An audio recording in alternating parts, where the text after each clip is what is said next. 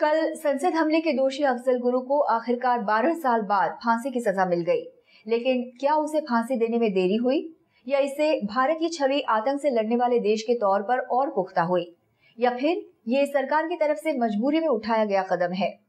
ये कुछ ऐसे सवाल हैं जिन पर सरकार और विपक्ष में जुबानी जंग हो रही है, और ये जंग अभी जल्द खत्म होने वाली भी नहीं, क्योंकि एक तरफ बीजेपी सरकार पर अफजल गुरु को जल्दबाजी में फांसी पर लटकाने का आरोप लगा रही है, तो कांग्रेस अपने बचाव में बीजेपी को कंधार कांड का आईना दिखा रही है।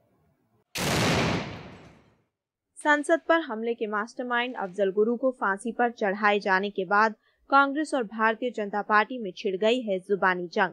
बीजेपी ने अफजल की फांसी में हुई देरी पर सरकार से सवाल किए हैं, तो जवाब देने आए केंद्रीय सूचना प्रसारण मंत्री मनीष तिवारी, जिन्होंने कहा कि आतंकियों को कंधार तक छोड़ने वाली पार्टी को आतंकवाद पर बोलने से पहले सोचना चाहिए। जो आतंकवादियों की मेहमान नवाजी करके उनको कंधार तक छोड़ के आते रहे हैं, क्या उनका ये औचित्य बनता है कि किसी और सरकार के ऊपर कोई टोका टाकी करे? लेकिन मनीष तिवारी की नसीहत के बाद विवाद उल्टे और बढ़ गया। बीजेपी नेताओं की तरफ से सरकार के खिलाफ बयानबाजी कम होने के बजाय तेज हो गई।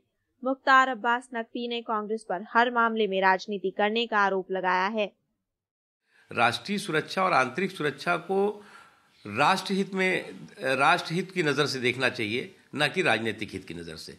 अनफॉर्चुनेटली कांग्रेस पार्टी शुरू से इन तमाम मुद्दों पर भी, चाहे आतंकवाद का मुद्दा हो, नक्सलवाद का मुद्दा हो, इंटरनल सिक्योरिटी का इशू हो, नेशनल सिक्योरिटी का इशू हो, इस पर भी पॉलिटिक्स करती रही है।